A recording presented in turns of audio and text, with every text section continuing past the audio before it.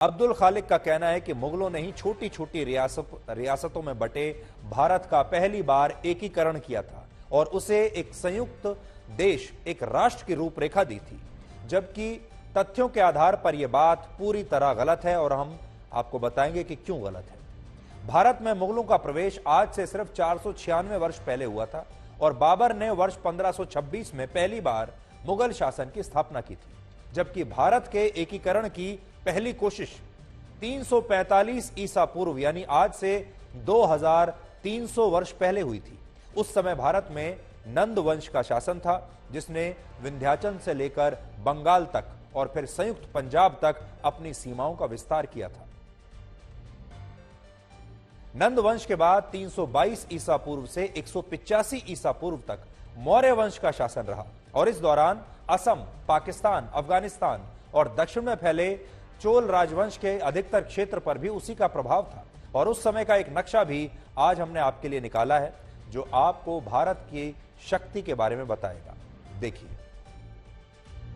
ये मौर्य राजवंश का जो शासन था, ये उसका नक्शा है। तथ्य ये है कि मुगलों और उससे पहले के मुस्लिम शासकों ने भारत का एकीकरण नहीं किया, बल्कि इन शासकों ने भारत को लूटने की मंशा से उस पर शासन किया और इनके आने से शताब्दियों पहले ही भारत एक राष्ट्र के रूप में अस्तित्व में आ गया था।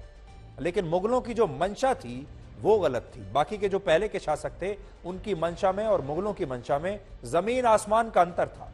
अब्दुल खालिक का यह भी कहना है कि भारत को हिंदुस्तान नाम मुगलों ने दिया था, जबकि यह एक बहुत बड़ी फेक न्यूज है जो वर्षों से हमारे देश में फैलाई जा रही है।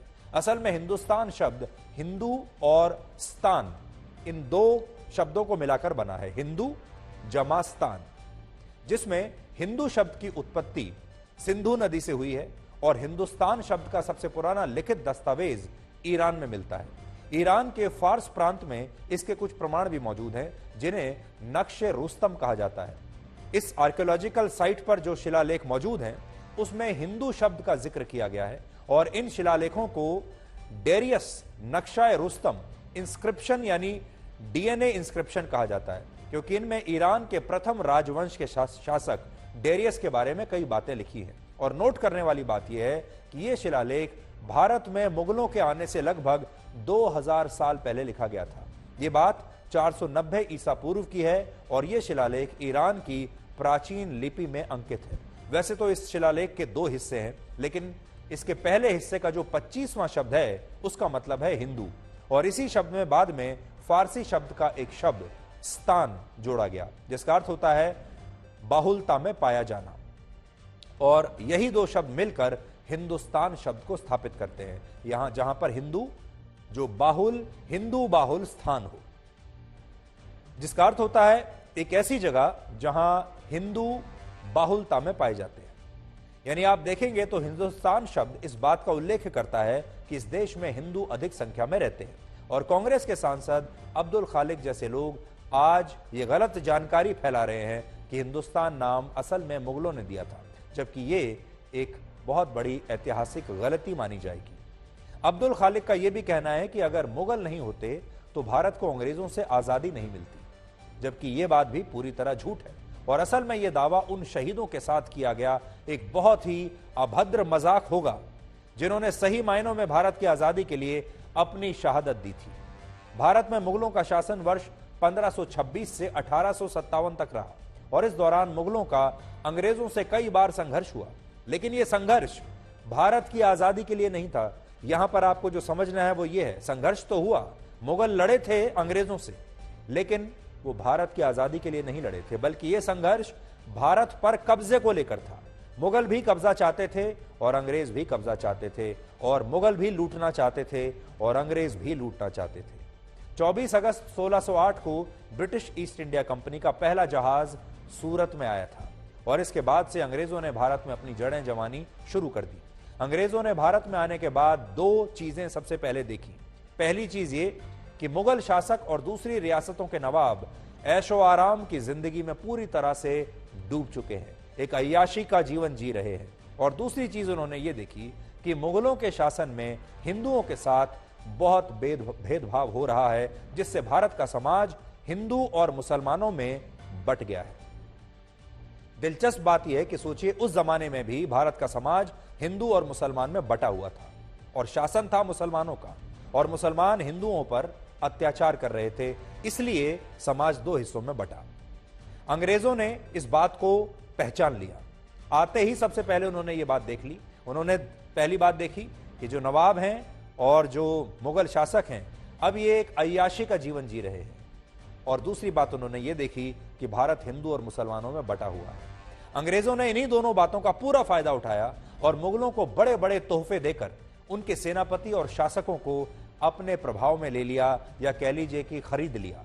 इसके बाद वर्ष 1757 के प्लासी के युद्ध में जब अंग्रेजों ने बंगाल के नवाब के खिलाफ अपनी जीत दर्ज की, तो अंग्रेज काफी मजबूत हो गए और धीरे धीरे मुगलों का साम्राज्य भारत में सीमित होने लगा, कमजोर होने लगा, और 1857 आते आते मुगलों का शासन भारत में पूरी तरह से समाप्त हो चुका था।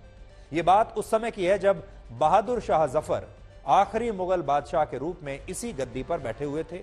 और बहुत सारे लोग कहते हैं कि बहादुर शाह जफर ने 1857 की क्रांति का नेतृत्व किया था और अंग्रेजों ने उन्हें पकड़कर बर्मा की रंगून जेल में भेज दिया था।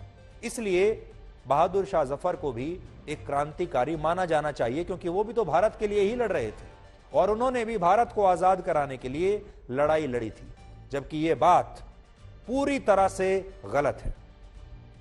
सच यह है कि 1857 की क्रांति से एक साल पहले ही 1856 में ब्रिटिश सरकार ने यह तय कर लिया था कि बहादुर शाह जफर आखिरी मुगल बादशाह होंगे और उन्हें लाल किले से भी बेदखल कर दिया जाएगा।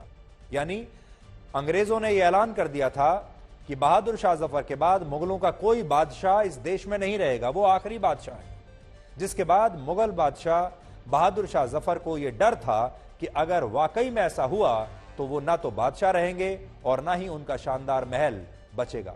इसलिए जब 1857 में अंग्रेजी सरकार के खिलाफ मेरठ से विद्रोह की शुरुआत हुई तो वो इसके नेता बनने के लिए तैयार हो गए, और जब इसमें उनकी हार हुई तो सितंबर 1857 को में अंग्रेजों ने लाल किले पर कब्जा कर लिया। और उस समय बहादुर शाह जफर इतना डर गए कि उन्होंने भागकर दिल्ली के हुमायूं मकबरे में शरण ले ली थी, यानी वो डरपोक भी थे।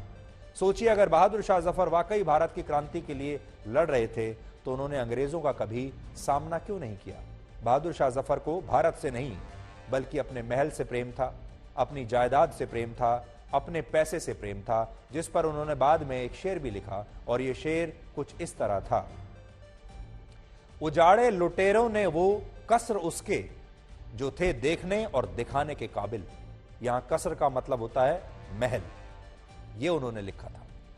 अंग्रेजों ने बहादुर शाह जफर पर राजद्रोह का मुकदमा चलाकर बाद में बर्मा की रंगून जेल में उन्हें डाल दिया, जिसे आज म्यांमार कहा जाता है। और इस जेल में 5 साल गुजारने के बाद 7 नवंबर 1862 को गले में लकवा पड़ने से बहादुर शाह जफर की मौत हो गई। यानी बहादुर शाह जफर ने शहादत नहीं दी थी, बल्कि उन्हें अपनी गद्दी बचाने का एक बहुत बड़ा लालच था।